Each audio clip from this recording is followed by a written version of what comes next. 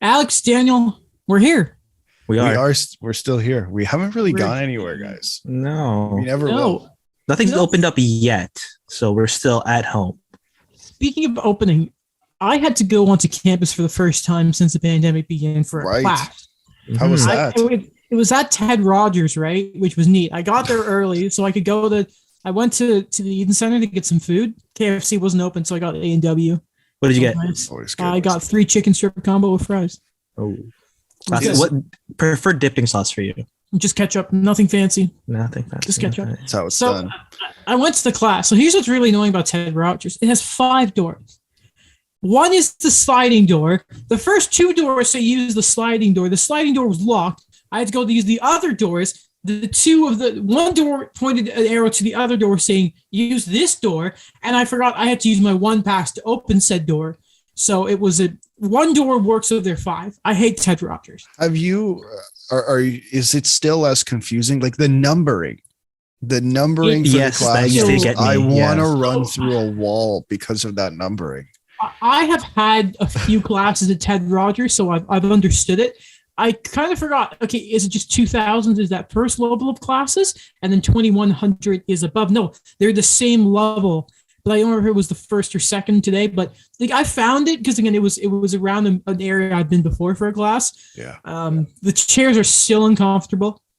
It was quite strange. It felt normal, but it was kind of like, I got all these people back, and the professor saying, don't be too silly in your computer. You're going to distract the people behind you.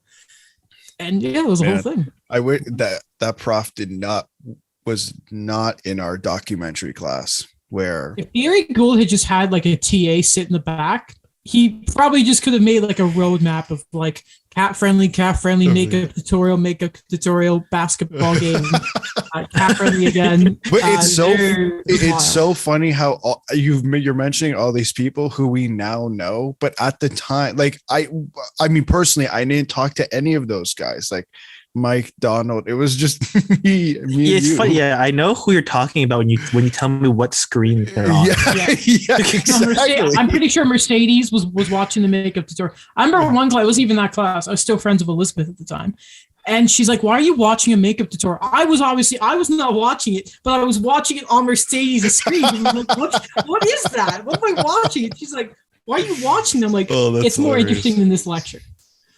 Yeah, anyway. No, just the amount of Leaf games that were being streamed in that classroom, it might as well have been on the projector.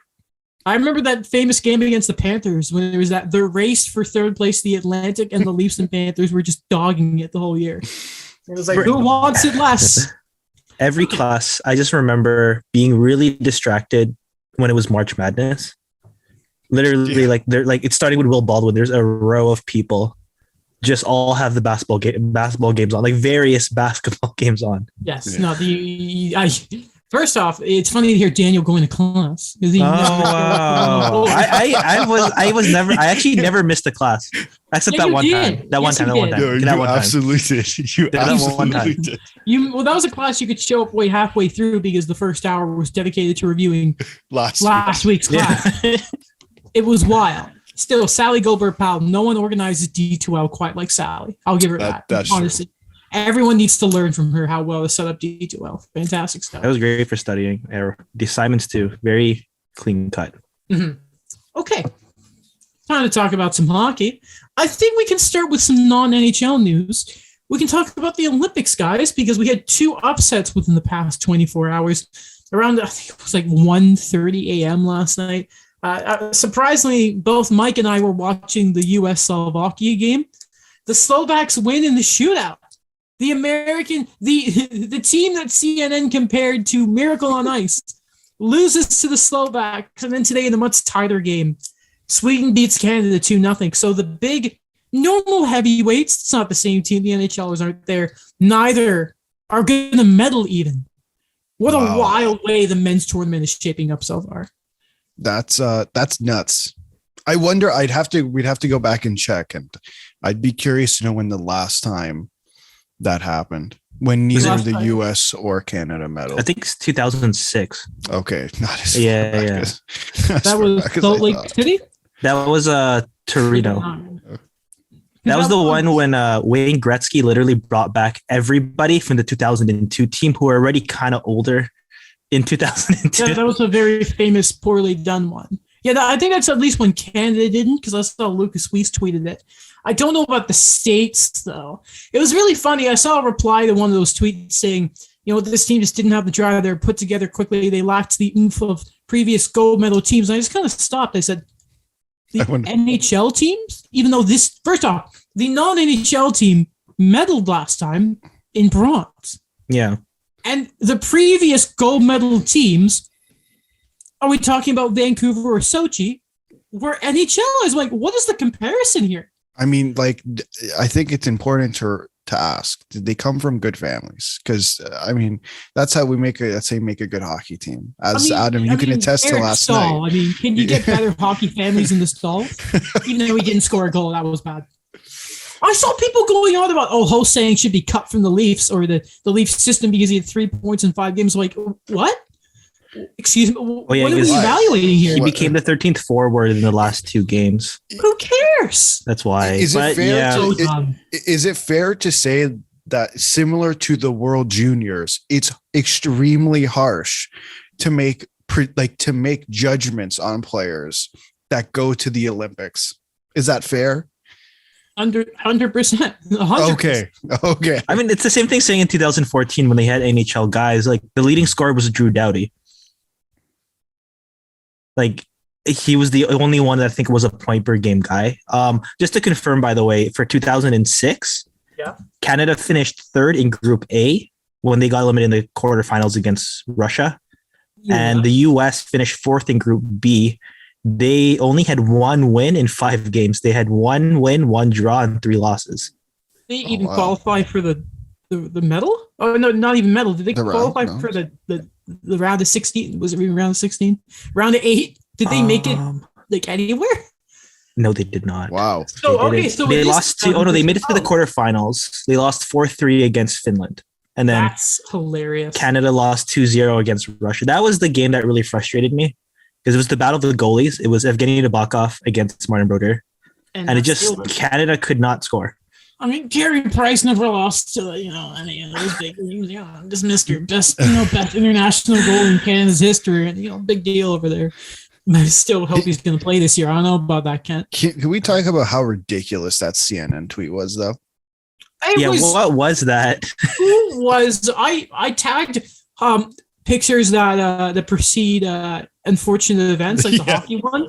I haven't tweeted it yet, but I could not believe what I saw. CNN, I know you're biased, but like, come on. Like for me, that was just shave me down a bit.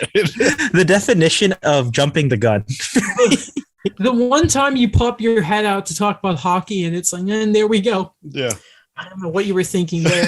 The Disney partnership there, I think, they wanted to get some there. Sure. You know what's going to be nice, though? It's going to be nice that it's not America or Canada winning gold. That's good for the sport. Mm-hmm. You just hope Russia don't ruin it. Yeah, Rosie DiMano, okay? Oh, talking to you. So, what's kind of funny is, with all due respect, I don't really care about the men's tournament because, and I mean this with the greatest respect, they can't hold a candle to U.S. Canada for the women's game. Like, they have been so much fun anytime they play. And I love how open they are about hating each other. Yeah. I am so excited. The gold medal game, Canada-US, it's tonight. I don't know what time you're going to listen to this. The game might have happened already. 11:10 p.m., 16th February. I'm very excited, guys. I don't think I need to say who I think is going to win. I know I can tell who's going to win the game-winning goal or score it. I don't have to say who it is. We all know who it is. But Canada's going to win tonight. I'm just hoping no shootout. No one. That's for sure. Like, that's for the only thing I hope from this game. No shootout. What is the format now? It's 10 minutes and then the shootout. Is the 10 minutes 5-on-5 or 3-on-3? I think it is still 5-on-5. I'm going to double check. But please no shootouts. Please. This is bad. This shows that I didn't watch the US game. It was too late for me. It was a work night. It was, I remember, I think it was a brief OT and it was the best of, no, I don't know if it was even best of 5 because no one scored in the first 3 and then it was the normal shootout rules. But Yeah, but I know sometimes they must change it for the gold medal game. I'll double check, but Would it be like 20 minutes and then the shootout? I remember that's the real junior format. just 20 minutes to 5-on-5 till we score. That sounds like a good plan. 20 minutes, 3-on-3. Wow, that would be nuts. As Adam's looking this up, I'd like to announce on the show. Last night we started. Daniel, you gotta get an Xbox. You gotta get an Xbox. We started an EA SHL club. Me, Mike, and Adam. Mm-hmm. What's it called, Adam? Fluge's Friends, or did Mike change it? Friends, yes. Fluge Friends. He can change a lot. He can't change the name. What a name. Fluge Friends. Because I feel like I want to say this because we did talk about it last episode. We're getting better. We don't need Martin St. Louis anymore. I think we got a good system going. I'm playing defense. Oh, I thought this was like a management thing. No. I thought that's this was too complicated for EA. Dan. I was thinking like, are you guys like the management team before Lula Morello? No, on the Leafs. That's too complicated for EA. No, it's a ESHL club. Daniel, if you had to guess what my name was, what do you think I would name my guy? I'm trying to think. I don't know. I actually don't know. It's Bogo for Norris. Oh, got it. Yes. And I sure as hell play like Zach Bogosian, except I was thinking of a Will Ferrell movie. I was thinking of a Will Ferrell movie for some reason. Maybe I'll change it. But I'm good with my name right now. Man, so much fun. Except the penalties. Those suck. I don't want to talk. So I'm playing as a power. I was playing as an enforcer, right. And we never lost in regulation when I was playing as it. But the guys didn't like it because I took some penalties, even though I was the reason we won. I had the game winner. I was a great net front presence. I just did it. They don't want to talk about the one time we got shelled. I wasn't the physical presence. I'm also the captain. When I started the team. What do you think of the? You know what? No, we're into it. Distracted. So according to this article from NBCSports.com. The overtime rules for the gold medal game. I remember this from one of the old Olympics. I'm embarrassed I don't remember this. The overtime in a gold medal game is 20-minute period of 4-on-4, okay. Which is weird. They're not showing anything about the shootout here, but I'm assuming maybe afterwards it is. But 4-on-4 for 20 minutes, which is strange. Very, very strange. Interesting. Go Canada, though. Go Canada. Yeah. Of course. Always. Won the world championships this year. Now let's keep going. Did you guys see the other bit of news from women's hockey? No, I don't. I feel like it's something.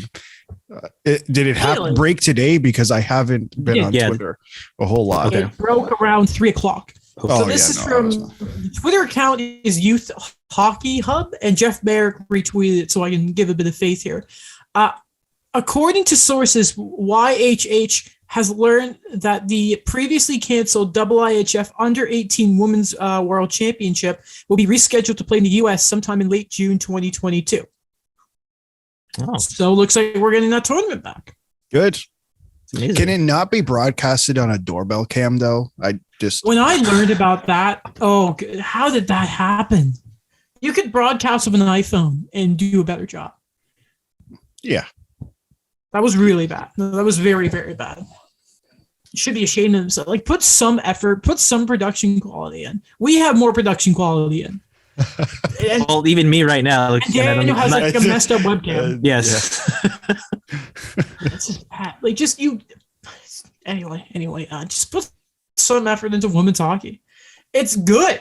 It's so good. Anyway, guys, shifting to the NHL.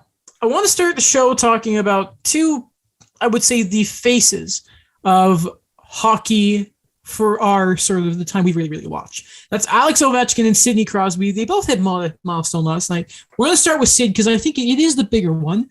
Sidney Crosby hit 500 goals last night. The assist on it was from Evgeny Malkin, and he made that very clear on Instagram. That was really funny. 500 for Sidney Crosby. This has been thrown around the last couple of days. Obviously, it's no debate that Sidney Crosby is a Hall of Famer. But when we look at Sidney Crosby, where do you guys see him in the grand scheme of things, in the grand scheme of hockey, the all-time greats? Where is Sidney Crosby? I don't I think. So, okay, Daniel, you go first because it sounds like you have an answer. I think for me, and I think I read it last night, but I've been feeling it quite the same, to be honest, is I think he's top 5.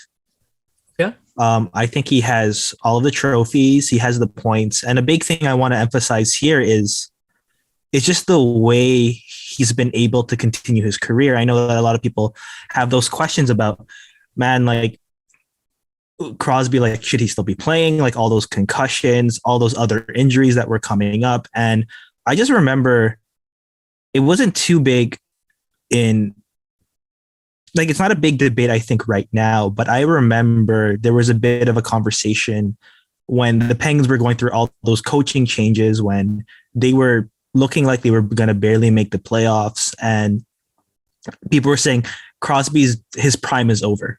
He's not the guy anymore. And then, like, I think there's some ridiculous thing where they said, oh, look at 2014. He didn't have to be the guy on the Canadian team, or like, everybody's that guy. But I think the way he's been able to get through that frustrating part in his career with all those concussions where he was coming back and forth, and then he finally kind of came back, was still dominant, got another Hart Trophy after all those concussions, and was able to win back-to-back cups. And he's still, over 1,000 points. He hit 1,000 games, and despite all of those setbacks, he's still top 3 in the game right now. So for me, I think he's top 5 all time. Where in there are you putting him though? I'm gonna dig here. You're gonna dig here. Okay. Number 4. Number 4. Okay, who's ahead of him? Okay, Wayne. Okay, fair. Gordy. Yeah. Bobby. Okay. And then Crosby. Okay, then Bobby, you're ahead of him. Right? That's interesting. Alex, what about you? You know what? As Daniel's talking, it was quite persuasive. I'm gonna. Thank you. Kind of I have him at number 4 too, and I'd say those names in front of him as well. The only one I'm iffy about is Bobby Orr, but that's besides the point. What I think he does so well is everything. Sidney Crosby. I don't know if there's a part of his game where I'd say he's bad at. I pulled up his hockey reference page. He's never been below a point per game in a season. 16th season? Pardon? And this is what his 16th, 17th season? His 17th season. And we don't talk about Sidney Crosby as a goal scorer, but he's a 9 times 30 plus goal scorer in 17 years. He has a rocket too. Right. He has a rocket. And, you look at even his injured seasons, he's still putting up damn good amount of points. Like, I think he's just so good. And that mentality, I don't remember who said the story, but the story about him saying, I'm not really good at faceoffs right now. And that summer he worked on faceoffs and he came back and was better at faceoffs, and always picking something that he doesn't think he's good enough at and making himself better. That's an extremely difficult mentality to have. And for him to have it for this long through so many injuries and headaches and stuff like that, it's incredible. Stay fresh with showing some of his defensive player cards throughout the years, and the way he really rounded out his two-way game while maintaining that super impressive offensive output. The dude is insane. I have him number 2 on Mount Rushmore. I want to put him number 1, but I can't dispute what Gretzky did for the game in the States. I can't do that. I maintain that Sidney Crosby is the best player to ever play the game. And one of my big things is you talk about the NBA, and I've obviously been watching a lot of First Take the past couple of weeks, and there's a clip when Shaq's on, and he makes this comparison when they're talking about LeBron versus Jordan and Kobe, and he has this line about the cupcake era, and there's the famous stuff about the Jordan rules and that you were not allowed to touch Wayne Gretzky, you couldn't do it. Otherwise, you'd have the whole Oilers bench on you. McSorley's coming after you, right? Sidney Crosby was targeted from the moment he stepped on the ice. And he's not a flashy player, which is hilarious. He's just, what's the phrase they call him? The perfect grinder. It's a shame we never got to see, or so far we've never seen him in the Canadian market. You'd love to see that before he retires, but like I said, you'd probably like to see him just stay with Pittsburgh. I have him top 2, probably him, Wayne.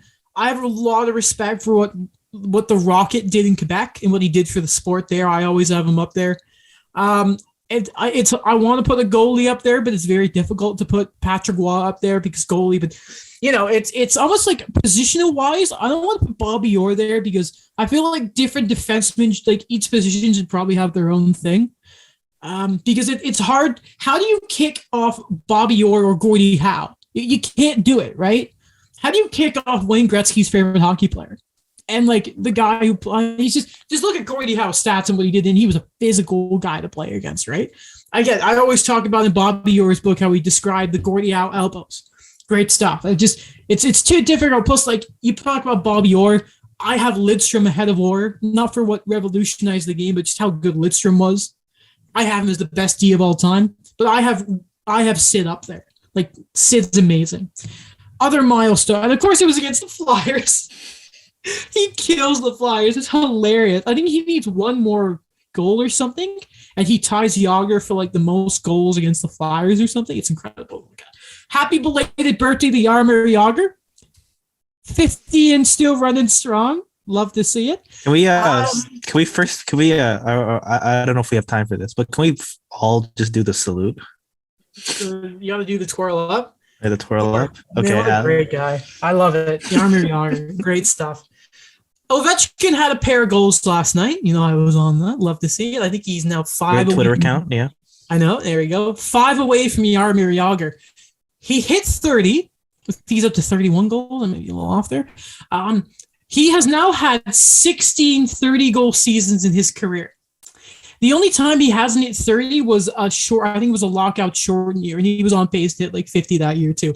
The only player in NHL history with more 30-goal years is Mike Gardner at 17. So Ovechkin does it again next year. Probably is. He matches that. So Ovechkin, and he's still in the running for the Richard Trophy this year. I'll never stop talking about how lucky we are to see both of these guys play at the same time and head to head like they have been for years now. I'm so happy to see it. Yeah, the 1 year he didn't have 30 goals was actually last year. And he had 24. How many games played? He had 45 games played. And how many goals? 24. Oh, so yeah, regular season, he does it. It's just as simple as that. It's incredible. He's been through a lockout before and still hit 30 then. He would have been like 2013, right? 2012, 2013. Yeah, 48 games, 32 goals. My goodness. So good. He's stupid good. What a great player. Oh, he's so catching Wayne. He's going to do it. Yeah, he's going to do it. He could probably pass Gordie Howe at the end of next year if he's really on it.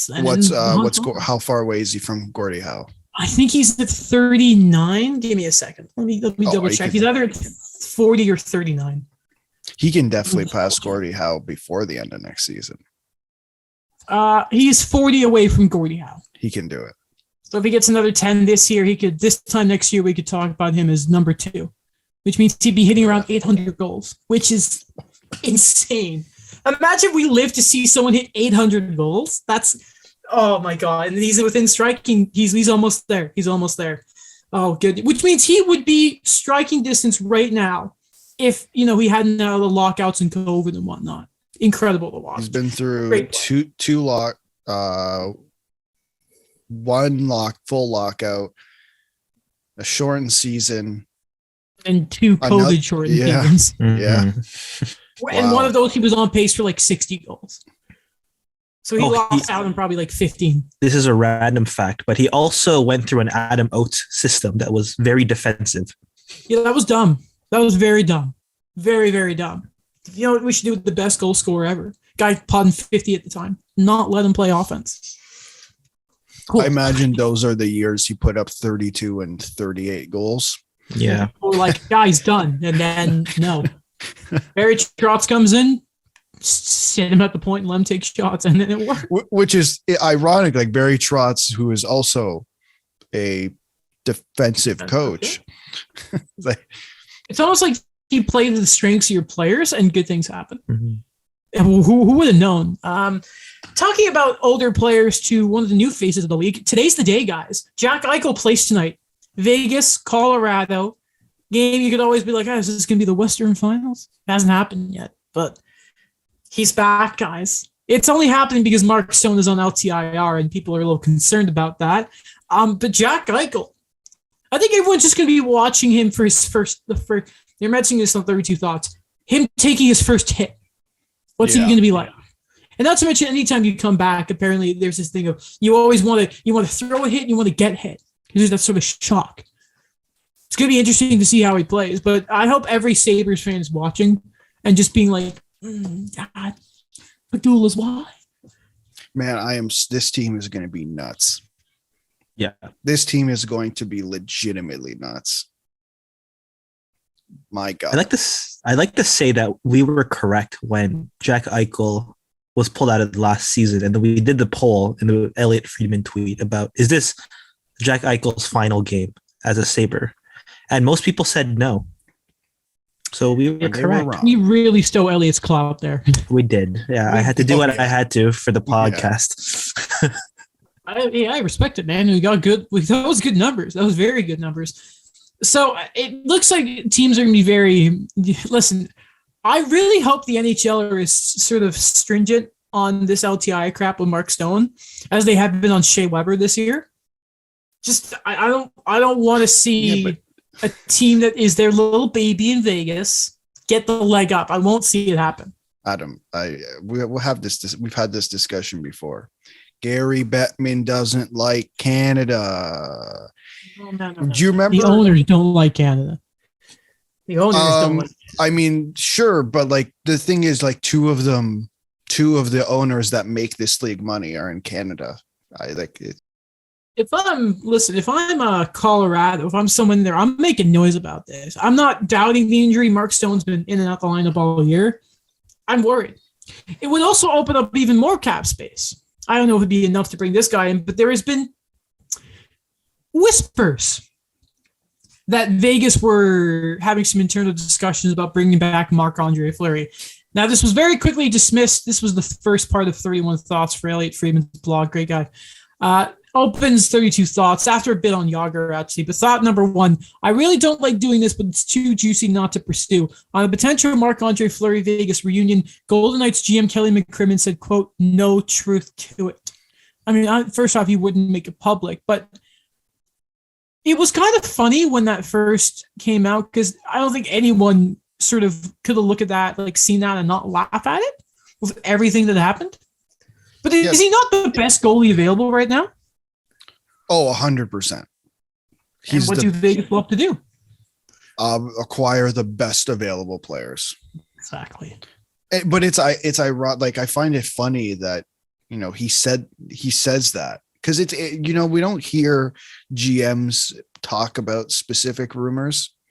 Obviously, we had Jim Benning a few years ago, and then he got fined for it. But I remember last year, Marc Bergevin said in a press conference that there were going to be no more trades. And then there was a trade a day later or like a week later at some point. Alex, did you know he wasn't trading PK Subban? I remember that. Daniel, do you remember how he wasn't trading Alex Galchenyuk? God, I hate Bergevin so much. I hate him so much. I still think it would be pretty funny to bring him back. Anyway, big game today. You can watch probably a period or two of it before you go watch the women's game because that's better. That'd be feisty. Especially the Avs. Do you see the Avs lost their first game in regulation since like December? Yeah, I saw that. Against Dallas too. Yeah. Gross. Dallas. Well, is the game going to be on Canadian television or has anyone checked? I'm going to do that right now. I'm going to do that while I'm gone. Yeah. Here's what you guys can talk about. Sure. Adam Brooks is a Leaf again. There you go. I'm excited. I'm gonna throw this because it looks like a Richie mood may be happening. Alex, what does this mean for anyone, especially Nick Ritchie? Maybe unrelated, but I'm sure you can figure it out because you're smart. Well, I think bringing Brooks back I didn't really understand it, if I'm being 100% honest, until I was reading about some of the cap stuff, because I believe he makes like under the league min because he signed that extension. So that's a positive for a team who's extremely close to the cap. If I had to take a wild guess at what's going to happen, is that there is a trade coming very soon. Maybe a Nick Ritchie trade. I'm just trying to think, like, they were shopping him. They were also shopping Dermott and Hall at the beginning of the year. It's just, I don't see Ritchie, like, I don't see a bigger move happening here. Like, I think we'll get that maybe eventually, just when closer to the deadline, as they accrue cap space and stuff like that. I think that's when we'll see a bigger move. And I don't know if it's going to be a rental either. Like, it's just, everything's really up in the air, similar to other organizations. I feel like I know nothing about the Leafs. I think this happens a lot with several teams. Like, was Zach Boychuk's an example back in the day when Carolina would claim him like 3 times off waiver wire because it's cheap depth. It's someone that went through the system already, someone you already know. So when those other moves do come up, you get a bit of that little coverage there, knowing that Adam Brooks knows the system. He's been through all of it. He's been proven to be able to play in the bottom 6. So I think that's what it is for now until we see another move. I also saw, with 32 Thoughts, that the Leafs have made those other players available, but I'm not really sure what they're going to go for, because I think, I'm speaking for myself. I'm speaking for myself. Pardon? You're going ahead. I was going to read that later. Okay. I'm speaking for myself, but I'm not speaking. I don't know if Alex or Adam, you feel the same way, but I just don't want to see another Nick Foligno trade. I don't want to see something like that. I want like some degree of 2 things, either longevity with some term or potential for that, or just an understanding of it's at a reasonable rate. You could actually re-sign the person. Listen, first off, I have good news and bad news. What do you want to hear first about the schedule? The bad news. I think I know what it is. Colorado's game is not on it, but it is on Sportsnet now. Surprise. Good news, that's because of the women's game. They could have picked it up, but the Calgary game is on, so they're taking that. You get the Canadian market, I understand that. Don't they have like 5 channels? Yeah, but like 3 of them normally play the same thing. But like, I'm pretty sure it was like Sport 360 may have had the Flames game, and everything else is. But it's on TNT, but then Sportsnet now here in Canada. Oh, okay. Sportsnet now. No one has it. What's the good news? The good news is it's because the woman's. Okay. Okay. I apologize. Good. I'm seeing a new Steve Dangle podcast titled "Will the Leafs Get Ben Sherratt?" and that leads to the point I wanted to make on the show today. Daniel, I already proposed this to Alex yesterday, but I want to throw it to you here. Obviously, the Leafs need to make cap, and the Montreal Canadiens right now, I don't think Carey Price is going to play this year. So LTIR, if you go towards the deadline, they'd have around $9 million in cap space on deadline day because no one knows how the cap works. Here's the trade I propose to the Leafs. You get Ben Sherratt and Jeff Petrie.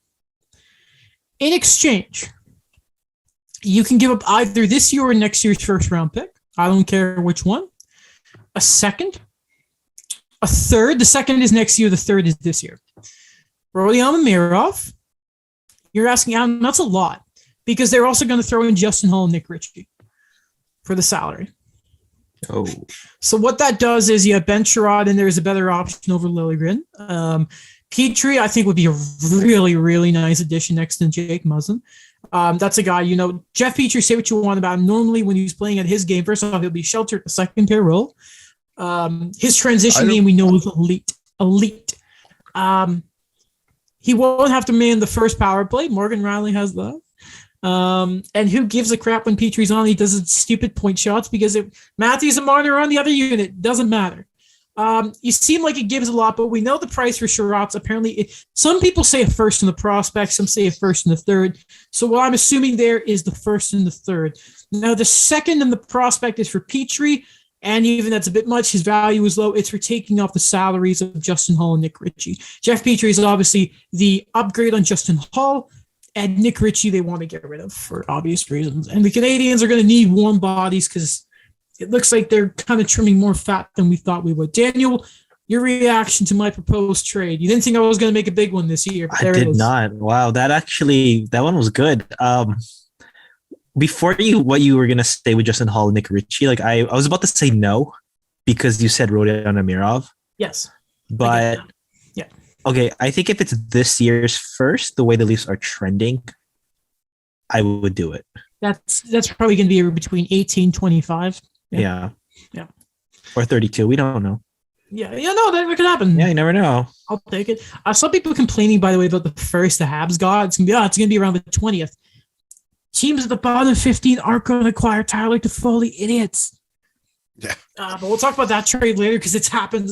One question with that is Travis Dermott, how many years does he have left?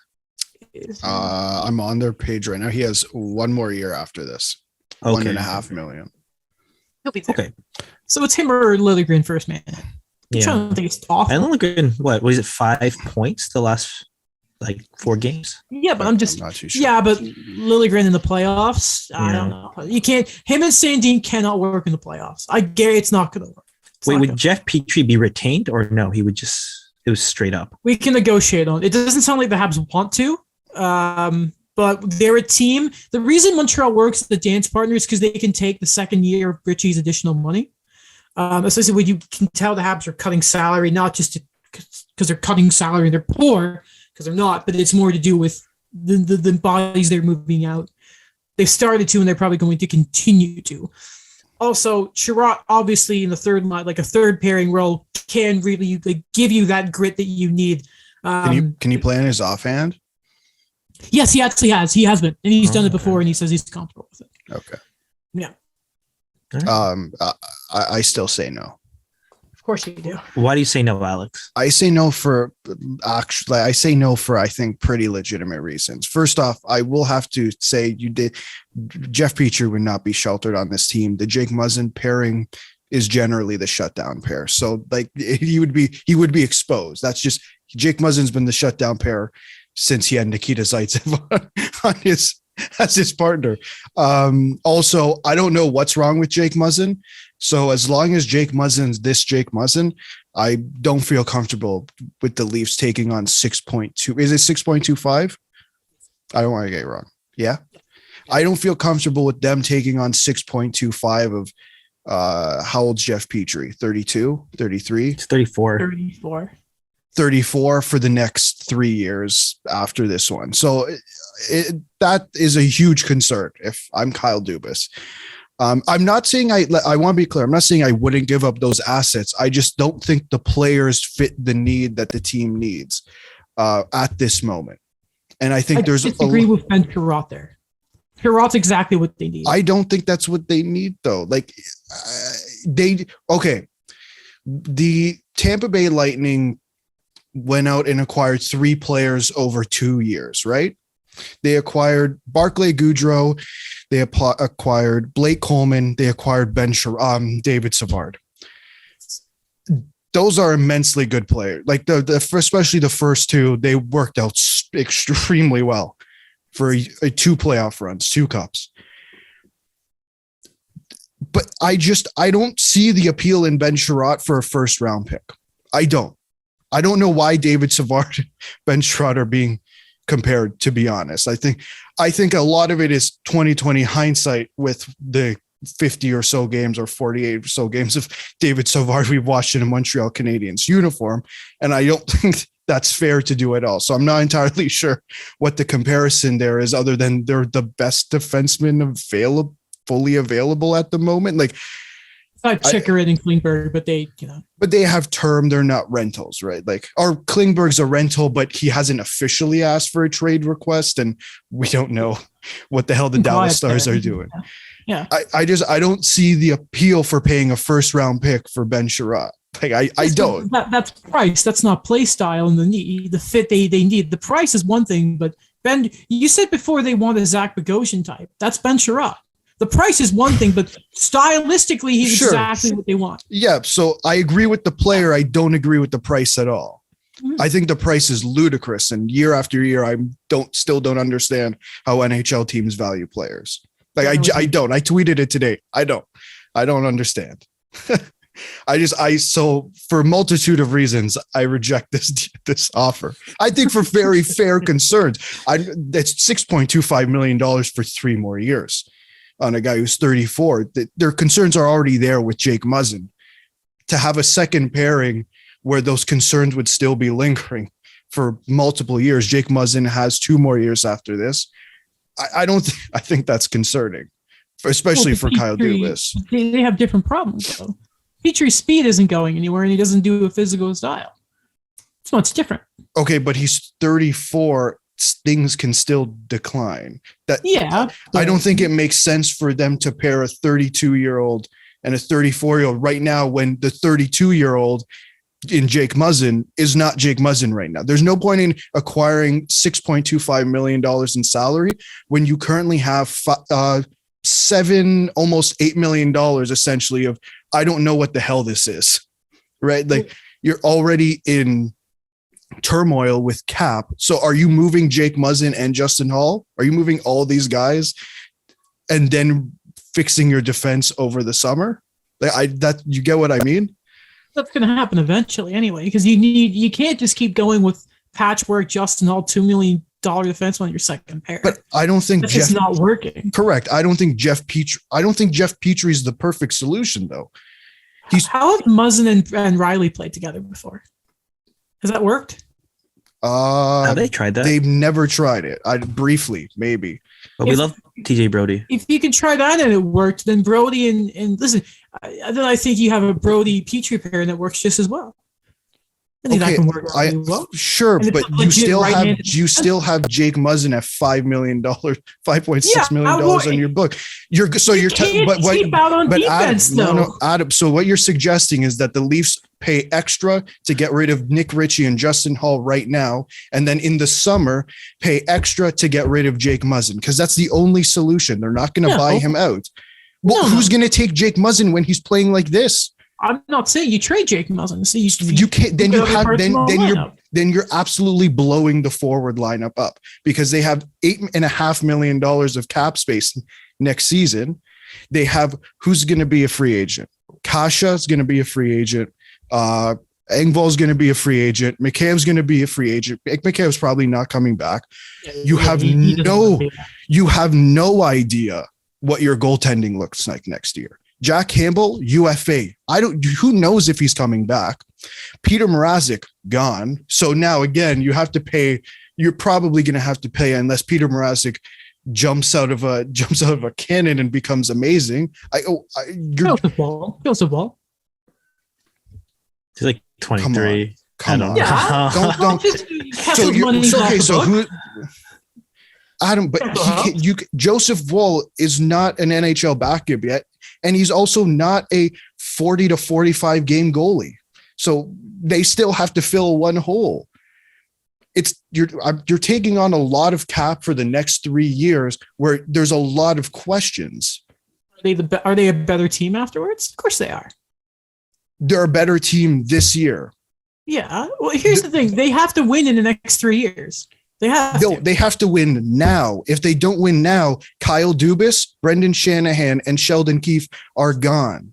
Yeah, but that's in the mindset of the management group. If you look at the contracts and the players, and what is it? It's 2-3 years, and then Muzzin, Brody, Nylander, and Matthews are out. There is the window of how fans may see it. But if you're looking at contract window, that's the big one. Maybe my core argument is we get away from the Petrie stuff, because obviously I'm very much trying to get the Sherrod thing to happen, even though it's probably going to be the Rangers and it's going to be freaking hilarious. And obviously I'm not paying first for Sherrod, because I don't think he's worth it, because I've watched hundreds of his games. Right. My still thing is, like, I still have a fundamental problem with your defense. I don't think it's horrible. It's just I can't stand, like, I look at Jared McCann, right? And I'm like, man, he's been good.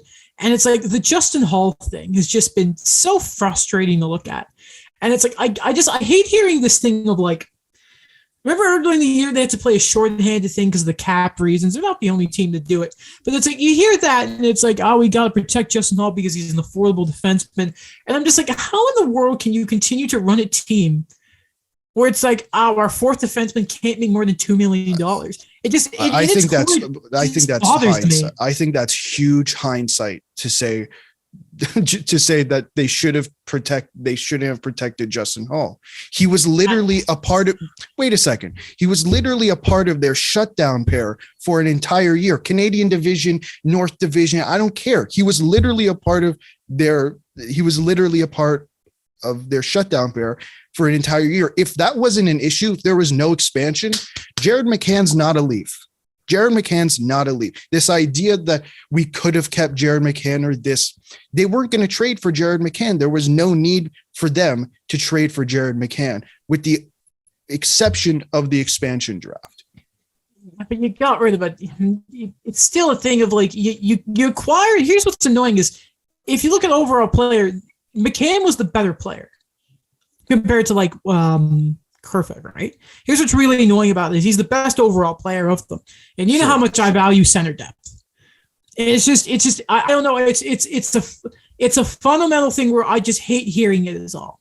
Because I'm like, man, you need defense to win. And I look at Tampa and I'm like, listen, McDonough's what around. I know those contracts are like, this is just gross, but Hedman's around, I think he's like 7.8 million. It's disgusting how good it is. And I'm like, okay, McDonough's around. I want to say 6 or 7. Sergachev, I want to say, is around 5-ish.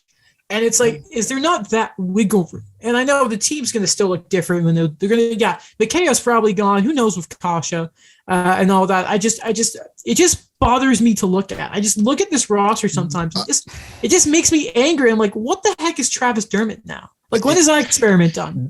Tampa's fourth defenseman makes $2.95 million. Yeah. Eric Cernak. They all those guys could get paid absolutely handsomely more. Yeah. Correct? Mm-hmm. The top 3 could get paid handsomely more. So so the Tampa's fourth defenseman makes 2.95. They've won 2 cups. Like I don't like what's the point you're making about the defenseman? Well, that's twice as much money. Well, I'm just saying is I don't think you can ever. First off, Cernak got bridged. That was a short term. Okay. Same with Sergachev. They're bridged, but they're going to get big paid for it. Plus, we've discussed this season, Justin Hall just isn't quite good enough. Correct. And it's like we look at upgrades and people are talking about Luke Shen. I'm like, but they're not talking about Luke Shen as a Justin Hall replacement. They're talking about Luke Shen to play on the third pairing. Listen, at the end of the day, the answer simply is Liljegren's going to be a top 4 defenseman in a couple of years. Like the real answer is he's up there in a couple of years. It's just until then. Because at the end of the day, the forward group is great. Do I still think they need a better centerman? Yes, I'm never going to shut up about that. But at the end of the day, the defense right now is like, what's going on here? You rest Campbell and that's going to sort itself out. I still, and I've been saying this, I've been saying it for a year now, that I still think they need a bigger piece in defense. And listen, so how is Ben Sherratt that answer though? I don't that's understand. a different. No, I've moved on from Ben Sherratt. I'm just talking about the fundamental problems I have with the defense. Oh yeah, then we're in full agreement on that, 100%. But what you're suggesting is talking about blowing up. Then you're going to have to somehow blow up that forward core. So that's the reality, and that's not going to happen under this administration. Like it's our management group. Sorry, it's just not going to happen.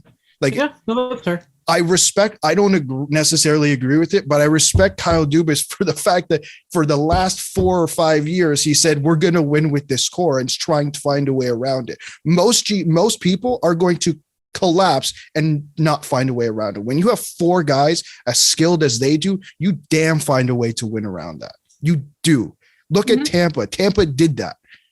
Tampa's lucky because those guys are taking discounts left, right, and center. Unfortunately, the Leafs don't have that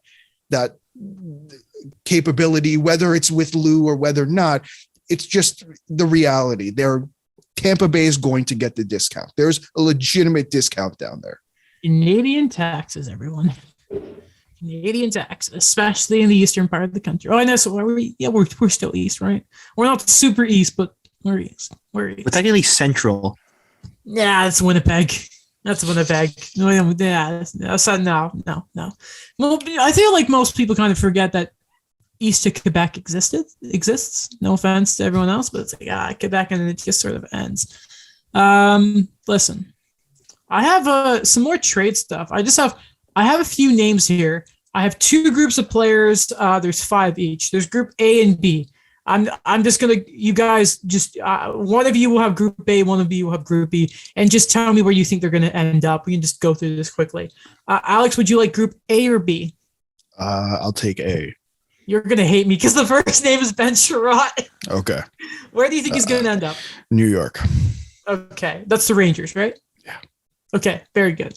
Archie Lehkonen. You know, I think the Rangers would be absolutely interested, but I think if this team can't get any of the bigger names available, the Florida Panthers. I think that'd be good. I think that'd be a very good fit. And yeah, the Rangers, they need wingers very badly. Nick Ritchie. Funny enough. That's a weird one. I don't know. I thought Arizona, but he makes more money next year than his cap hit, so that automatically takes him off the table. Same with the Sens. Yeah, same with the Sens. Like, I don't know. Daniel, do you have an answer? I was gonna say a pick and a third and Richie to, I don't know, like the Kraken for the 4th. You need to be smart. The Kraken needs to be smart. Phil Kessel, Alex. Man, Phil Kessel. This is just a hunch. I don't think he'd actually go there, but I would be. It'd be hilarious if he went to Tampa Bay. Daniel got one of them, so I'm going to give you one for Daniel's list. Mark Giordano. I'm going to say he reunites with the Calgary Flames. Very good. Okay, Daniel, your list. Jake DeBrusk. Bring back some names that have gone quiet. Yeah. I'll say he'll go to Pittsburgh. Pittsburgh? That's so unfair. That's a good shout. Don't know how, but it's just Pittsburgh. He'll play with Jeff Carter, and it's going to be the next coming of the HBK line. John Klingberg. I think he goes to. So they're gonna find a way, and he's gonna go to Vegas retained, and then everything's gonna be okay in the playoffs. Wow. I think he's going to Carolina. Carolina's gonna get someone big. Jacob Chikrin, also who's gone very, very quiet. Oh my gosh, I don't know. Like, I think he. Bite the bullet here on him.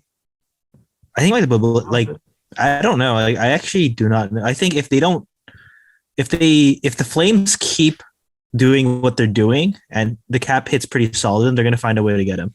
Wow. You know what? Apparently, Sherratt was almost sent there in the Toffoli deal, but I think the price got a bit too rich. But if you're going to splash out for Chikrin. Splash out for Chikrin. Because there's no guarantee like Johnny Gaudreau comes back. So I think for the Flames where they are right now and the way they're rolling, it's an all-in season. This is a bit of a mixed one because we're going to talk about him after you mean an answer. Claude Giroux. I still think he's going to go to either Vegas or Colorado. Like they're going to get retained and then he's just going to go there and because he wants to win. This is true. He doesn't want to win. Okay. Speaking of Claude Giroux. So originally Adrian Dater, for those of you who don't remember him, first off, fun fact, he was the one who reported a couple of years ago that the Avs were interested in Petrie and Tatar. Beside that, more people would know him from, he was the guy who called Nathan McKinnon the gamer and asked one of the most confusing questions in reporting history. You're a gamer, and then you censor some of it. So first off, he put out a tweet saying, "I'm told that Claude Giroux has made it known to the Flyers GM Chuck Fletcher that Colorado is where he wants to go. If somehow that doesn't work out, Minnesota or St. Louis would be acceptable alternatives." Now, after that, we've got a few different branches here. Michael Russo said sources close to Giroux and Flyers say this isn't true. Now, of course, he would probably deny it if he wants to go on his terms, all that, all right. Very fair, very fair. Okay.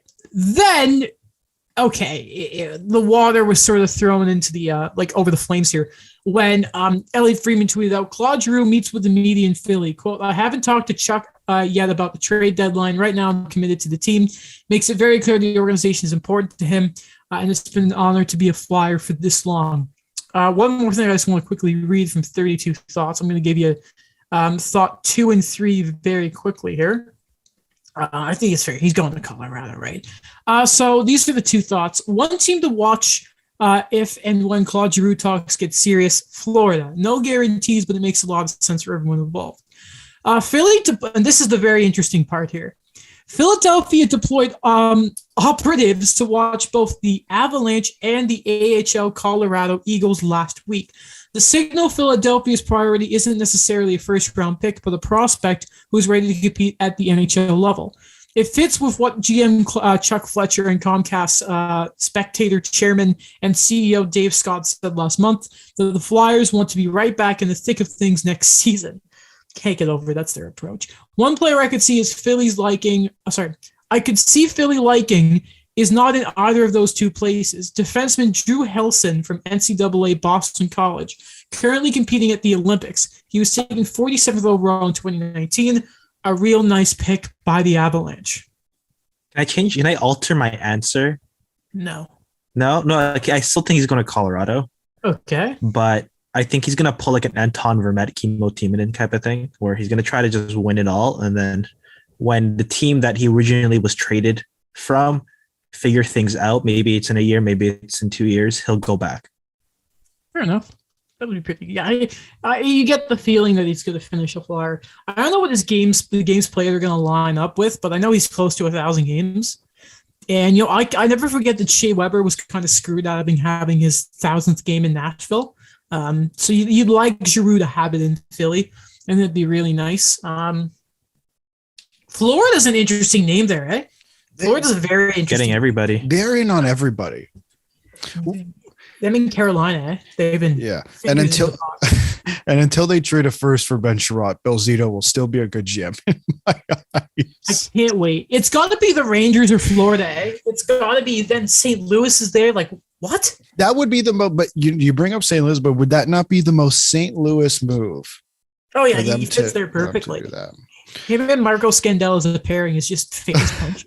No, good on Florida. Like this, I think we're entering this period of time for Florida where they're literally just going to be in on everybody, similar to what Carolina has been doing the last couple of years, or Vegas has been doing since their inception. They've just been on everybody, and I think that's good. Like there's a lot of good players out there, and you're always looking for ways to improve your team as a manager. Exactly. I am fascinated to see what happens with it feels like Carolina and Florida are just, they have one big move in them. And I wonder if that ends up driving the price for whatever it ends up being. Okay. Two little notes I wanted to sort of mention here. First, again, going back to 32 Thoughts. This is kind of an obscure one, but it just kind of, I really wanted to talk about a former Stanley Cup champion.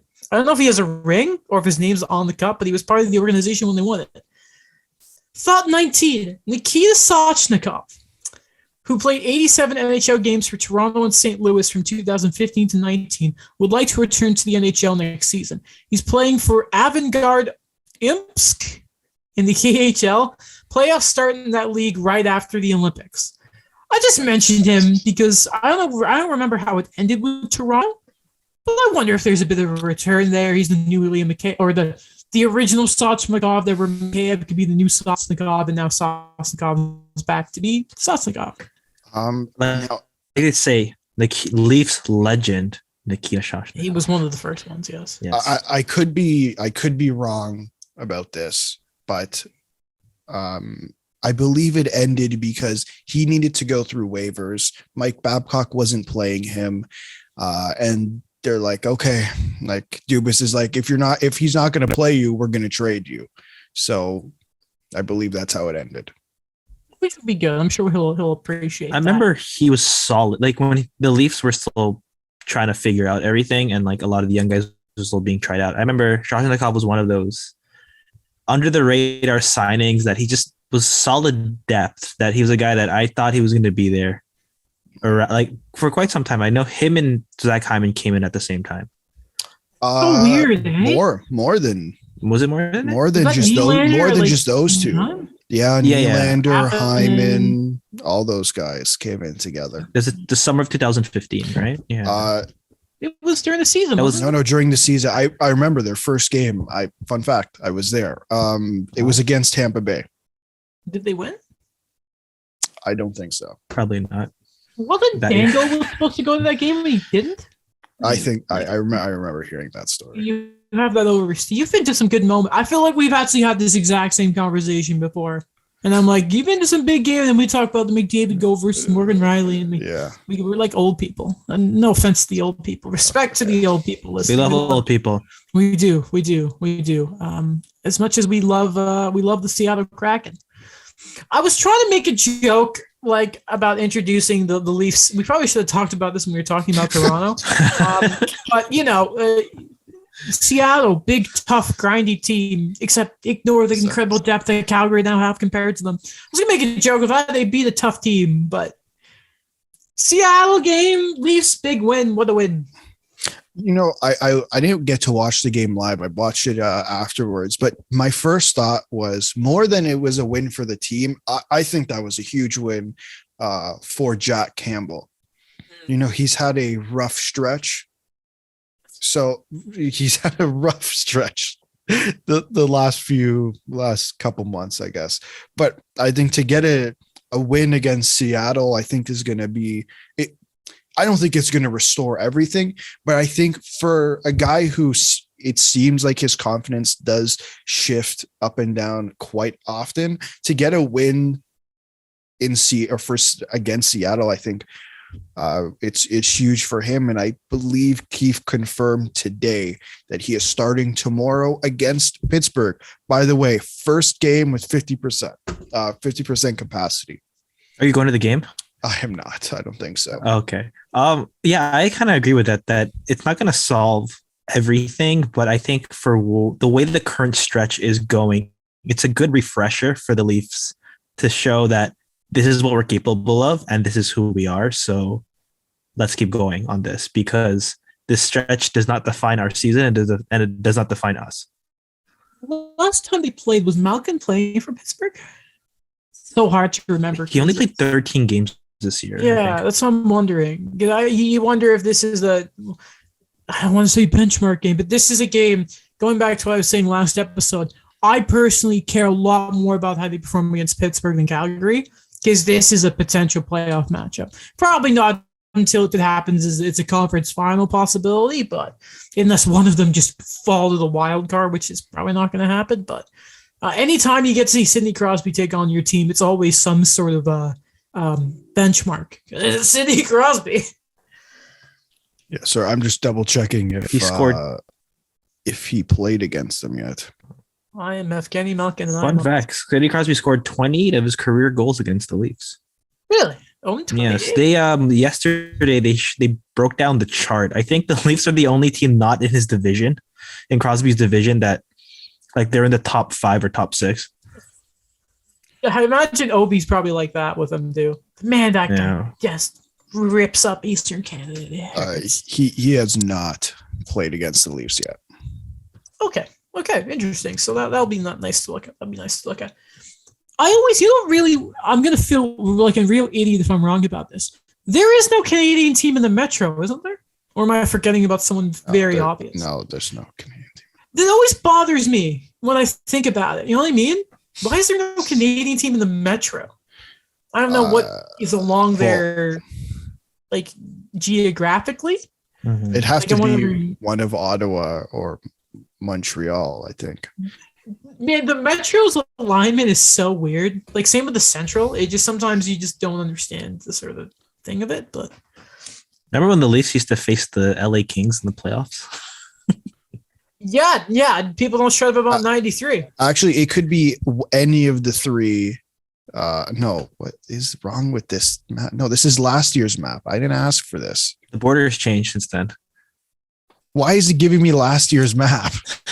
I love Google right now. Yeah, I mean, I guess it would probably be one of Ottawa or Montreal if I can look at a map correctly. Stay closer there. I'm looking at the map, right? And like, I just look, this is so dumb. Like the Islanders, the Rangers, every single Metro team is closer to Canada than the Panthers and Tampa. What am I looking at here? Nashville's closer to freaking Montreal than the Florida. What? It's just the gap of, I'm looking at one now. It's so weird to look at. And then Colorado are just kind of like by themselves in the middle, you know. Look at it. Colorado. A little weird. I mean, Denver. It's the state. Why do they call it the Nuggets? The Gold Rush, of course. Their McDonald's partnership. With the Denver Nuggets? Was that a thing? I couldn't believe No, that. I don't know. They do with the Caps. They have the last minute McNugget or the McNugget last minute. Fun fact. I think it's a thing if they score in the last minute, you get Nuggets. You know how I always remember the Denver the- Nuggets name? Oh, what? No, go ahead. I'll never know. It's when I was a kid, I was in elementary school, and when they started talking about immigration and expanding of like the western borders, for the new settlements, I think in North America, they always talk about the gold rush. And then I just had a really good teacher at the time. I think I was in grade 3, and they just reminded me like, and if you ever forget, that's why they're called the Denver Nuggets, because of the gold rush in Colorado. And I'm like, okay. And then it always stuck with me, especially like when you start watching it and you never understood why is there blue in the Denver Nuggets jersey? You know, it's like, why are the Brooklyn Nets, why do they have black jerseys? Because they look cool. I don't know what a net is, but what's a net? I think it's just the net. The actual net. Where the ball goes. Yeah. So they should be like threaded white stuff. You know what I mean? Yeah. The one for me was like, growing up. I didn't know what a nick was. Yeah, what's a nick? It's like the Knickerbockers. What? The people who are like from New York. Because like it's a classic thing. Who? Interesting. Ask Mike tonight. He'll give you I don't want a detailed answer. Because he knows everything about basketball. Seems to know everything about everything nowadays. That should be the clip. Oh no, it shouldn't. No. Just that. I'm saying Mike knows everything about everything. Aren't you bad? I heard you're embarrassingly bad at NHL. God. Thanks, Will. Oh man. What's that about, Mike? Well, I send the clips. Don't send any of my highlights. Well, I came back 4-1 against them that one time. Lost in overtime. Not part of his agenda.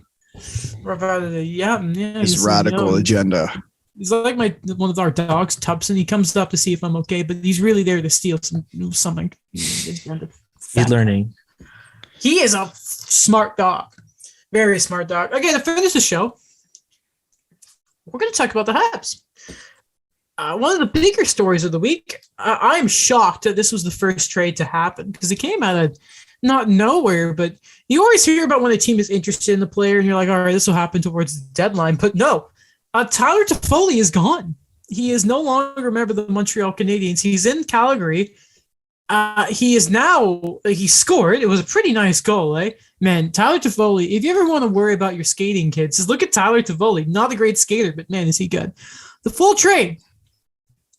Montreal got a 2022 first round pick that is protected for the top 10. We'll see that. Great to see it. Conditions, if that does go to 2023, I think the Habs get another fourth. The rest of the trade on top of the first, the Habs get I think it's a fifth round pick for 2023 and a former second round pick. We're going to get it right here. It's Yamil. And I feel like an idiot because for some reason, this part doesn't actually have the full trade here. Yamil Heinemann. Apparently, from what I understand, first off, for those of you who don't know, this kid was actually part of the Sam Bennett deal. So he was drafted by the Panthers. He was drafted about 3 or 4 picks ahead of where Montreal in that draft think it was 2019, had back-to-back second rounders being Jan Mysak and Luke Tuck. So maybe a guy they had on the radar. Apparently they were big on getting in. The scouting staff were still the same in Montreal. Apparently they made a new hiring. We can talk about that in a second. But it's a kid who apparently he's got a good shot, goes to the net, really good speed, which you know is a big part of it. So basically, if you want to sort of simplify it, they get a first, a guy drafted in the second, and a fifth for Tyler Toffoli. And Tyler Pitlick. And I forgot about Tyler Pitlick. Yes, to make the salary work. UFA this year. Okay. Yeah. So the Habs have 3 Pitlicks. They drafted a guy named Rhett Pitlick, who is related. They have Rem Pitlick, and now they have Tyler. 2 of them are brothers, and the third one's the cousin. I get it mixed up. Don't ask me. Rem and Rhett are brothers, and then Tyler's their cousin. They're the cousin, yeah. Why were their parents like Rem and Rhett? Why are we making that so similar? Why? But he's around. He's around. I think he's hurt. But first impressions of the deals. I'm gonna ask Daniel here first because Alex texted me the other day and was like, "I have a hot take I'm gonna save for the show." So we'll get to that. Daniel, what'd you think of the trade, and who won it? I think right now in the, I don't know. It's weird to say who won it because in the short term, Calgary did win it because they get a quality top 6 guy that he was on pace for 40 goals last season. Get term on it, and it's for what they want to build. And I think for Montreal, they do this deal early and they maximize on the value for it. The first was crucial, but to get another solid prospect who's only 20, that I think I said that in the chat, where he's been traded twice and he has yet to come to North America. And they just keep building the assets there.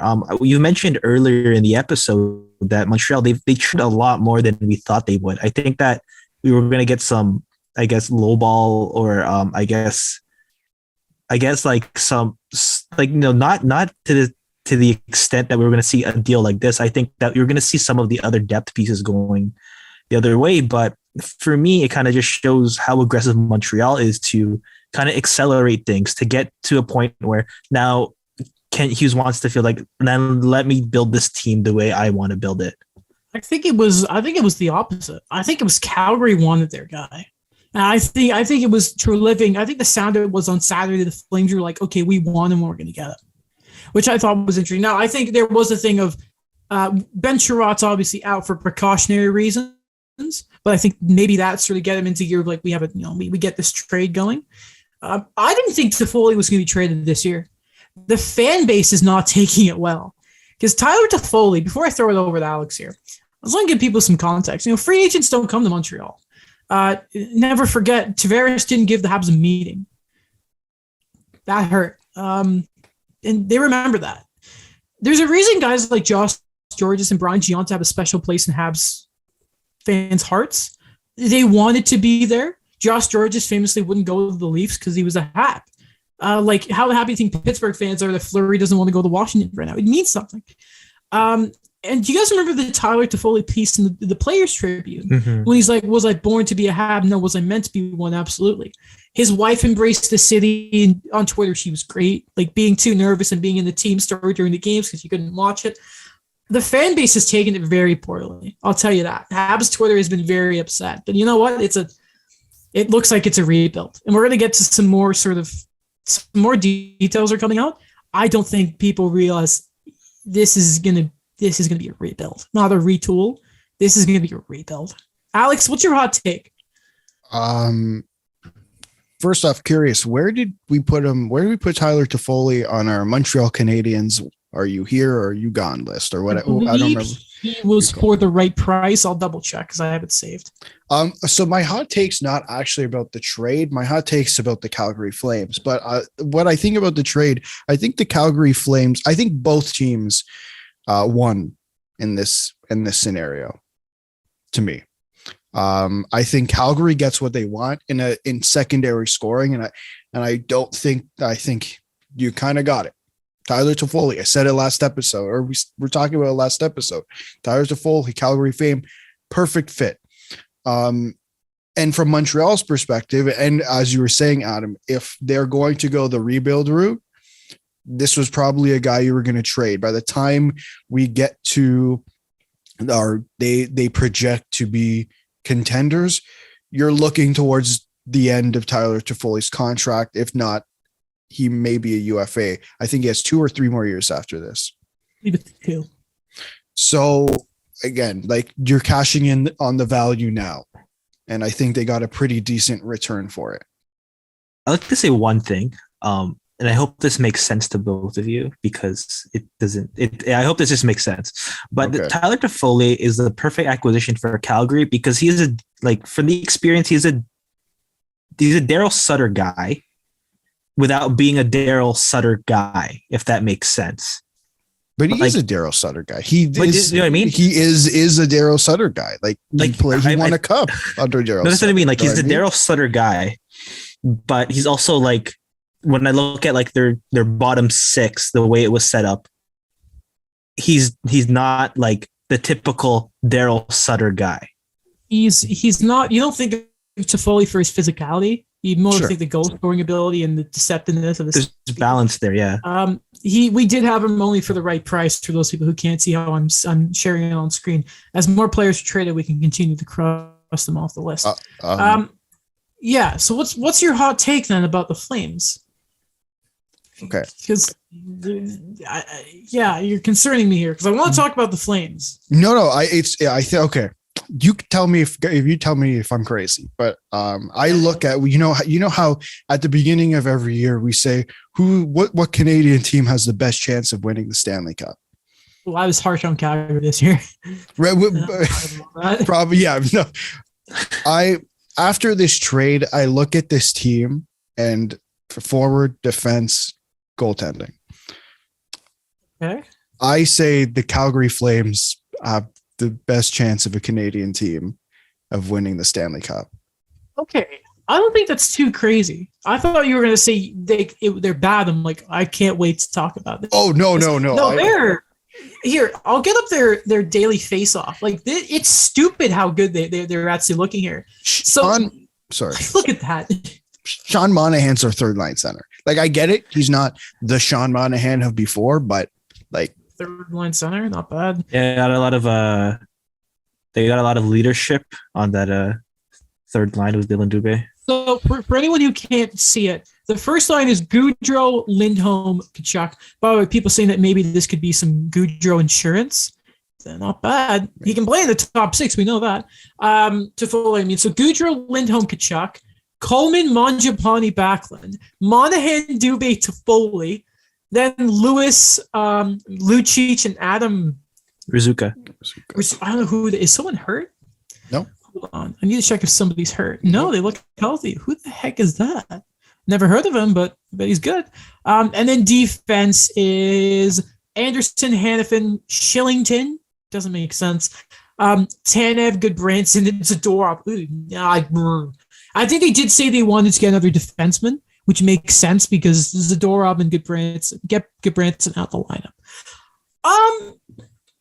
Man, isn't it funny just how the mood around Calgary it's shocking how similar they are at times, of how the mood can change so drastically. And Markstrom quietly has been so good. 8 shutouts. 8. Mm-hmm. That's incredible. I think that's a fair point now. I think it's very fair. I think, well, I'll back myself up here. I think if you look at who they have to go through, I think from Toronto's standpoint, automatically you're going through one of Florida or Tampa Bay, and then you're in the first round. Then you're going to have to go through the other one in the second round. Or if you're not right now, you're going through Florida. So hypothetically, Toronto, Florida in the first round, and then Tampa Bay or Boston in the second round. Awful. Not easy. Awful. Calgary goes through right now. They're actually top of the division, but for our sake, you want them on points percentage? No, I'm just going. No, I'm not on points percentage because they're third in the West in points percentage for as of now. Oh wow. Yeah. So even if they finish first, they're playing Nashville, and then one of Vegas or Edmonton. Now Vegas is going to be a hell of a team in the playoffs, hell of a team. But I think the way Calgary is built, and the way they play Daryl Sutter hockey is going to be a pain in the ass to play in the playoffs. LA finished 8th in the conference when they won the cup. One of the times. Yeah. Was that under Daryl Sutter? That was Daryl. That was when he took over.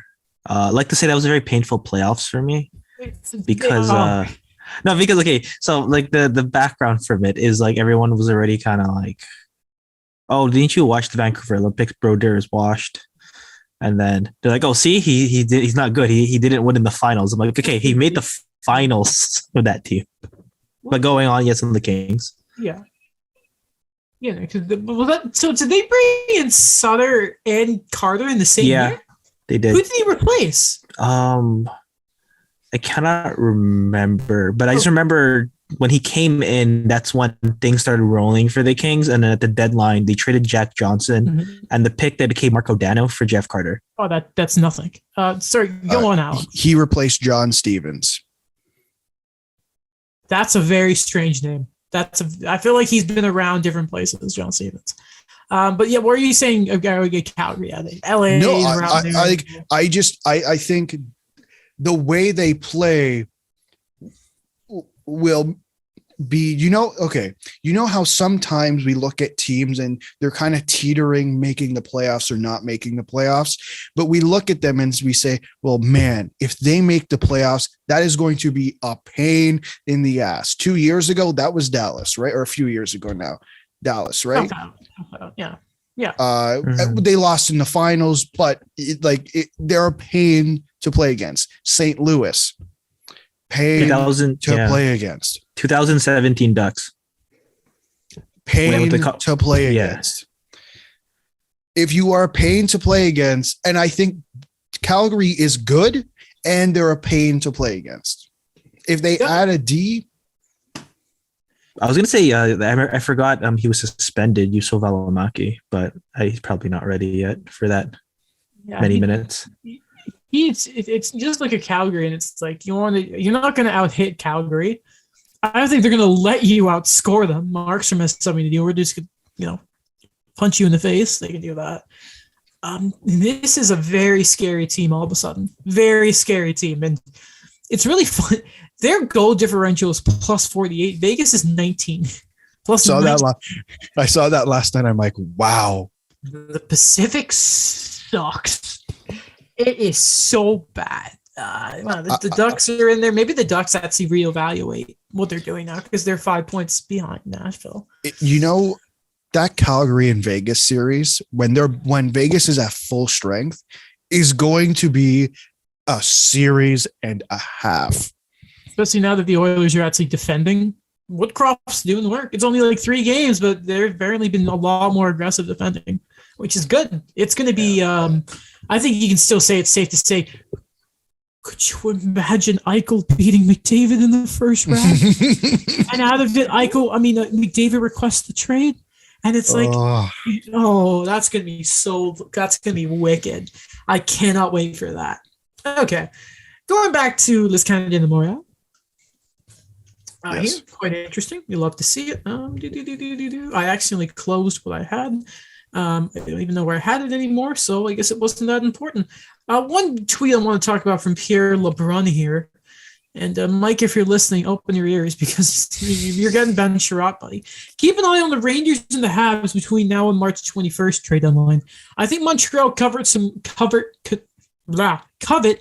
Rangers prospects. Habs could fill some Rangers needs. Montreal would add. I am so bad. Montreal would rather add prospects over picks. Already have 12 picks for the July draft. Rangers pipeline drawing interest from the Habs. I want Lundqvist. You can have Lehkonen. I want it first. I give you Ben Sherratt.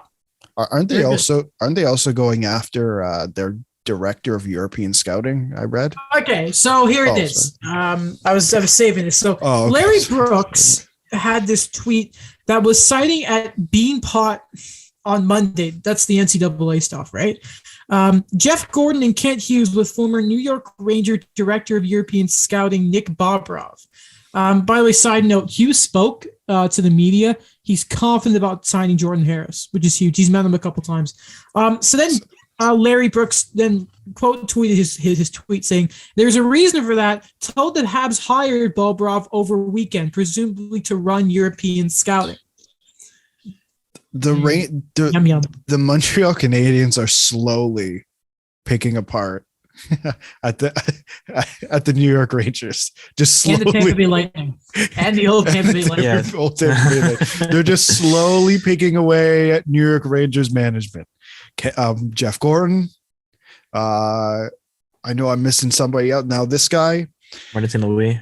Martin Louis. Yeah. We're just slowly picking at the New York Rangers. That is interesting. Can I just say though about Jordan Harris? You know, it was like just this breath of fresh air. And I'm not a Canadiens fan, but it was a breath of fresh air when I heard Kent Hughes talk about Jordan Harris, and instead of saying, well, you know, I mean, if he wants to go to New York, he can go to New York, instead saying we're progressing on talks. It's like, just what a breath of fresh air. Yeah, if it happens, it happens. God, I almost See, this is what's really good about having a former agent as a GM, is he knows how players want to be spoken to, and he's talking. Apparently, he was very open with Toffoli about like very transparent about the process of the trade. Apparently, he contacted the prospect. Well, I can't remember his name. We were just talking about it. Jordan Harris? No. The prospect from the trade. Heinemann. Heinemann. Yes. Heinemann. I'm bad at this. Apparently, he made it clear to Heinemann, that guy, that he was a big part of the trade. So I just like how the Habs are doing it. I just Hughes is I love him. This was a bit from 32 Thoughts I wanted to just quickly read. As conversations intensify Sunday, there was a point where Calgary talked about both Toffoli and Sherratt. It seems likely the Canadiens can maximize return by trading them separately, but those discussions occurred. The injury shouldn't scare off anyone, although it may accelerate things. Carolina, Florida, LA, and St. Louis among the team's pursuers. Darren Dreger did try to throw Toronto in there, but I think he's the only one doing it, beside me. We're the only two trying to do it. Who's Ben Sherratt's agent? I will look right now. That's a good question. I have no idea. I'm going to guess someone at Octagon. Ben Sherratt agent. Ben Sherratt, hold on. We're going to go. Where does it say his agent? Oh, that's so annoying. Where is it? It's not Darren Ferris, is it? Craig Oster? Oh, okay. Never mind. That sounds familiar too, that name. We want to hear some of his clients? Isn't he Matthews' agent? Oh, hold on. I don't know about Is he Matthews. there? No, maybe not. I'll read you some names. First off, he got he's Joel Edmondson's agent, so he got them the same freaking deal, which is really, really funny. Okay, we're just gonna read some names here. You know, Eric Cernak, Tristan Jarry, Brendan Dillon, Brendan Carlo, not bad. JG Pajot. That's a big contract. Robin nice Leonard, Kevin Fiala, Shea Theodore, Palat, who's a free agent, not bad. Jordan Eberle, Thomas Hurdle, Matt Zuccarello, not bad. Mark Scheifele. That's a nice payday. Mark Stone. What a payday. Eric Carlson. Oh. And the Kachuk brothers. Nice. That is a funny little negotiation there, isn't it? That guy is getting paid. That guy very soon. He's going on a big vacation in the summer. That guy. Well, so Kachuk, Hurdle, those two alone, Kachuk and Hurdle, will get you a nice, pretty penny. This probably set him up for life. Oh yeah. That's incredible. Good for him. I want to just read two things quickly from Darren Dreger. He was on TSN 690. Says that Gordon and Hughes have a like to move list. I want to say grain of salt here because I find it very funny how two very secretive men apparently have this trade list that's come out, but I'll say it anyway. So they have a like to move list and a don't want to move list. And some of the names actually kind of line up. So I'm just saying, though, I'm going to be hesitant in this. Believes Gallagher and Anderson are on the don't want to move list. I think that's pretty fair. Says you do need competitive players around even during a rebuild. Otherwise, you're Buffalo or Arizona. That he didn't say that. That's me. Dreger true. adds Hoffman, Druin, Dvorak, and Lehkonen are on the would like to move list, but that doesn't automatically mean they for sure will get traded. Lehkonen makes sense, I think. Druin needs to go. Poor guy. Need to give him a new start. And then Hoffman and Dvorak. Hoffman maybe next year, and Dvorak's a very... We just don't know yet. Yeah, I don't know what people are going to pay for Dvorak, but that's everything in Montreal. All the Western teams. I saw the report about Dvorak. Apparently, it's like just a bunch of Western teams have called. So weird. Why the West? Of course. Does no one in the East need centers? I don't know. Can we just quickly, let's just get the Eastern teams up and just be like, you know who doesn't need a center for some reason? Okay, Tampa. I mean, you get it, but they make the calls because they're a good organization. Yeah. Florida, fair enough. The Maple Leafs, fair enough. Boston? No, they need a center. You need a center. Detroit? Yeah, whatever. Wait. Does Boston need a center? David Krejci might come back. Oh, yeah. No, they need a long-term center. And Jack Nika hasn't been given a big look. Okay, Carolina, fair. They're good. Pittsburgh. The Rangers? If you want another centerman, don't you? No, you need another centerman. Even Dvorak as a third-line center is like peak, so everyone should be interested. The Blue Jackets, come on, you need a center.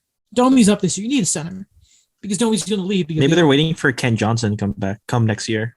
That's true. But then you have Johnson. You can have you retain Domi, and then you have Dvorak. Yeah. The Islanders, you just need scoring. The Flyers, you're aggressive. Come on. Couturier, if they're gonna trade Giroux, I don't know if they're gonna go after Christian Dvorak right now. Man, no, they're gonna. Man, trust me. Just saying that, but just wait till they sign Nazem Kadri. I can't. Yeah, wait. that's okay. That's centers, man. I just just no one. I just imagine this thing of no one in the Eastern Conference called about Christian Dvorak, but it was like everyone in the West is like, I need this guy. This is very strange. Yeah, it is what it is. Okay. It is what it is. Okay, lads, if you just want to Connor on Twitter. What is Mike? What's he doing? I don't see anything on Twitter. Nothing really. As the Blackhawks have interest in Raptors VP of basketball operations. Excuse me? Teresa Reach? The Blackhawks have been... What is this Blackhawks GM search? It's literally everyone ever. I like that they're announcing it. That is interesting. You know what I find odd about the whole Blackhawks GM search is that they're interviewing all these people outside of hockey as a general manager. And if I listen, I'm not saying not to do it, but what I'm saying is look at what Montreal did by bringing in a president of hockey operations who is a hockey general manager by trade, and then bringing in someone who's affiliated with hockey but an agent. It's just weird that Chicago's not going to hire a president and then bring someone in who has no hockey experience. Alex, they are going to hire a president, though. I thought Patrick Kane. Because he wants to be involved. He defended Dylan Strome. That was so funny to read. Oh, Patrick Kane, what a goof. Oh, Alex wants to kill. I heard that, if I was like in management and I heard that, I'd lose my mind.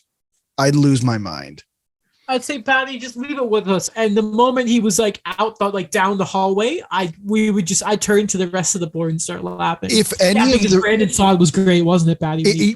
Right. If any of those rumors were true, that quote is, in my opinion, laughable. Starting from 2010, going to the last few years where they asked for Brandon Saad and whatever and this and that. That quote is so laughable to me. You can approach a player on certain things, like maybe if you want a character maybe don't ask Patrick Kane that. But don't ask any leadership on that team for Except the character Brink reference. Except the Brink. Except the Brink. You like the Brink cat. That's We it. like him. Yes. Just Alex the Brink cat. But you know what? I wonder if it's the thing of like I think there are things you can definitely approach a player for. I don't know about. I think it's not as much as Patrick Kane may think. Remember when it's like we don't want to rebuild, and then they stopped rebuilding, and now they're bad. It's funny how that works. Maybe I read the quote wrong, and maybe I'm No, you didn't. overreacting because it's the Chicago Blackhawks, and I've had to deal with their crap for months. I like this should have been all that stuff should have been handled 11 years ago, but I just it felt so ignorant. Like who's making decisions here? Like, do you know what I mean? Like, I get it. I'm sure Mark Bergevin approached Shea Weber and Brendan Gallagher and Phil Deneau and whoever. But at the end of the day, it was Mark Bergevin's decisions, and he paid for it. Remember, Price and Weber said, listen, we got a short leash here, and then that's when they went and got Anderson and Toffoli. Yeah. Sorry. Price too. I didn't include him there. I forgot. It's all right. He's been gone. We miss him. We do. Get well soon, buddy. I don't want you to retire. It's scary. I think we should end it there, though. We have gone a little long. I'm tired, but you gotta stay for the game. It's only what, like 47. Yeah. Listen, Okay. I know the gold medal game is at 11 o'clock, but we have a game to play in an hour. Okay, you better be prepared. Oh, you're gonna be on? Good. Yeah. All right. See you guys there. Good. Daniel, get an Good. Xbox. I was hoping it wasn't just gonna be Mike. Yeah. Why don't you get on? We need a goalie. Oh. I'll play goalie if we have. I'm usually a stay-at-home forward. You know what's funny? I created the team and I'm the captain, but I feel like I'm the one closest to being benched. It's like I'm not trying to think. It's like Andrew Ference as the captain of the Oilers. Yeah. Yeah, man. That happened. Didn't he flip off the Habs fans when he was a Bruin? Or am I thinking of someone else? Anyway, the Oilers, they're a joke still. God, please miss the playoffs. They're losing the first round, and then that's if they play Calgary in the first round and win, then huge. That's huge for Montreal's pick. I want it before 25. That's my expectation, before 25. Top 3 pick for their selection, before 25 for Calgary. Set the standards low. Thank you for listening to the show, though. Check us out on Spotify. So do we post the Spotify video, or does it just go there when we upload it? How does that work? No, I upload the video. Okay. Onto Anchor, and then Anchor distributes it everywhere. But they also, because Spotify owns Anchor, it puts the video on Spotify. Neat. I like that. I like that a lot. Good on Anchor. Okay. Voice said, great as always. Perfect. We are still on it, right? Yes. I believe so, yeah. Okay. All right. So no swearing. We don't swear. Sometimes our guests do, and Alex have to edit it out. But sometimes I want to swear, but it's something you got to edit out earlier in the show. Anyway, thank you for listening. Check us all out on our own social medias, including video on Spotify and YouTube. And then, all that stuff. Check out the show on TikTok and all other social media platforms. We will see you Sunday. Yeah, Sunday. Next week's reading week. Woo, It's also Family Day. Yeah, and our school always does reading weeks on the holidays because they're. I hate Ryerson. They want to take away the Monday. Yeah, they do. Yeah. That's why they do Thanksgiving on reading week every year, because they don't want to. I hate Ryerson so much. I can't stand it. Yeah, Ted Rogers. How much money? I can't wait till we're at Rogers University, because that's so gonna happen. I heard Will talk about that. I'm like, that makes so much sense. I think someone, before we go, they're like, it's going to be Cadillac Fairview University presented by Rogers. Where are the betting odds? What's the betting line on the name? Ask Will. I'm sure Will's the one actually setting the odds. Okay. You should be. I texted him before the Super Bowl. I'm like, what are you thinking for the Gatorade? He's like, I'm feeling orange. It was blue, though. So hopefully he didn't put a bet down on that. I think they got the over on the national anthem, though. Yeah, no, he was yelling for the first beat. He's like, "Oh, that's going over." It was great. Okay, awesome. Thank you for listening, and we'll see you later. Hi, guys.